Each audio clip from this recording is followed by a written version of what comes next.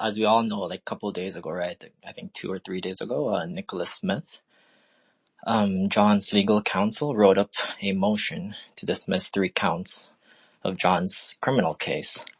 And he highlighted some good points, as we all, some of us saw. He highlighted some good points. But after reading it, I believe definitely his goal, Nicholas Smith, his legal counsel, his goal was to find some inconsistency within the indictment for his purpose, for the reason for the dismissal. So there's a section here called the standard for a rule motion to dismiss charges based on the indictment defect. So there's a quote here, lack of no, not that one. You know, basically what it says is you got to be able to fairly inform a defendant of the charge against which he may be defending. And we will touch on that in a few minutes later on. So count 1. So what's count 1? Because there's 3 counts, right? That the Nicholas Smith is requesting to be dismissed. So the first one is charging securities fraud conspiracy.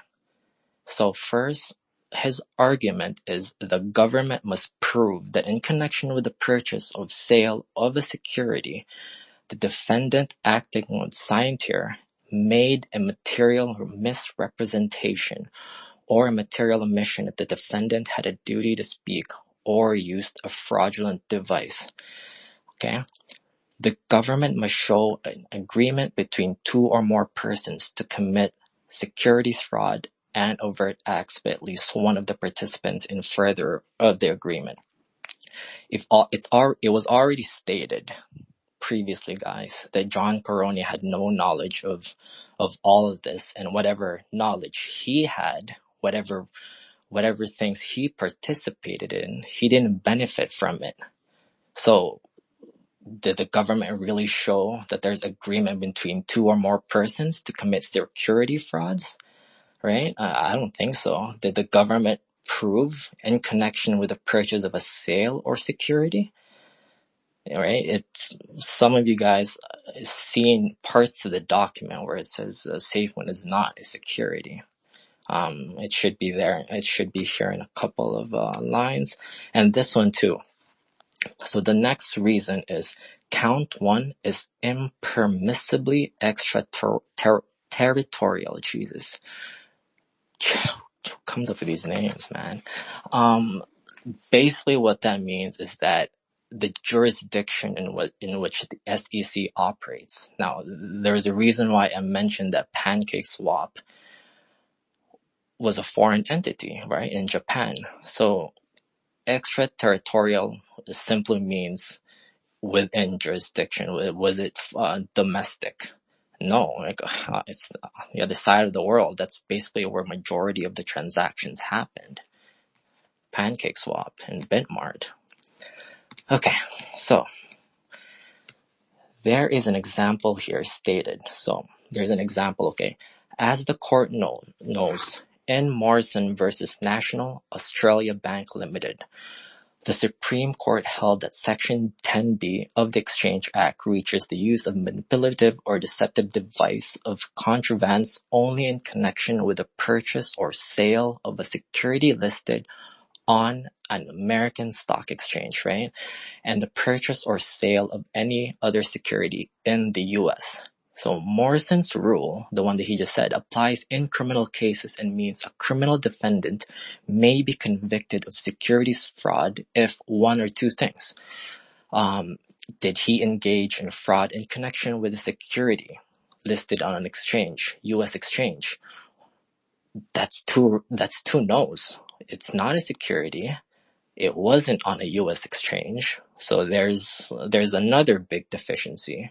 And like I said, right, that this was his goal. The reason why he wrote this motion is to find some inconsistency with the indictment. The Morrison question is whether the tokens were securities purchased or sold in the U.S. It wasn't. That's two no's. So the next one is big because it relates to Binance. Right. So last month, the Second Circuit considered this body of law. Well, not relation to like, SafeMoon partnering with Binance or whatever. But it's more in a case with Binance that the council can use as his defense. But anyways, yeah. Last month, the Second Circuit considered this body of law in the context of cryptocurrency tokens. Plaintiffs were purchasers of crypto assets on the Binance online platform, and then this one, an offshore electronic exchange. They brought claims under Section 12A1 of the Securities Act of 1933 against Binance, alleging that the exchange sold the crypto tokens without registering them as securities. Now, the district court dismissed the plaintiff's claims, finding that they constituted an impermissible extraterritorial applications of securities laws under Morrison, right? So going back to that long word, because it's offshore electronic exchange. The indictment is lacking this critical allegations on which the Binance court rested its decision. Virtually all the alleged token transactions in the indictment concern the BNB chain and the centralized exchange described as a digital asset offering service, known as PancakeSwap. So now they're tying in both. So Binance is an offshore trading platform. So is PancakeSwap. So they can use that. Even when the indictment alleges sales of SafeMoon tokens on the centralized exchange, it fails to allege that this exchange, Bitmart, is hosted on a computer service and data centers in United States. So they found like a defect. They failed to prove that Bitmart hosted computer service in the U.S. So proven that it's not domestic. Count 2 relates to wire transfer fraud. So it's simply just the idea that was the core concept of their business revolving around moving funds through a SWIFT system and the wire transfers. And that's no, right? The core business of their transactions were users buying from different exchanges all around the world. There was no John Karony funneling money from bank accounts to different countries. And the third count is basically just saying that they failed to provide consistency with count 1 and count 2, making count 3 basically not eligible. And they should be dismissed. And this section is SafeMoon tokens are not securities. I know. Remember talking to you, Tony. You wanted me to send. This was a couple of weeks ago, where you wanted some sort of proof stating that SafeMoon is not a security. And at that time, I couldn't provide it to you because it's not that it wasn't there. It was just so many documents, man. 4 months worth of documents. I just can't keep track. But this is so clear. SafeMoon tokens are not securities, and it's not, right? And the indictment states or implies repeatedly, over and over again, that SafeMoon was a currency based on these facts. That the indictment alleges that the defendants attempted to evade transaction reporting requirements under 31 USC reports on domestic coins and currency. Okay. SafeMoon is like a traditional fiat currency. We all know that. SafeMoon was minted. Just like majority of cryptocurrencies, they're all minted, and the way to translate that into the current financial market is when the central banks, right? They do quantitative easing. They print money. They create money.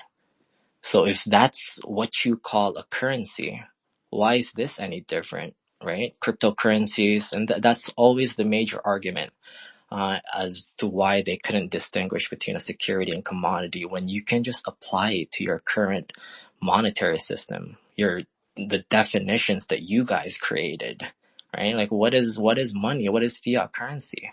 It's literally the same thing as crypto. It's just in digital form.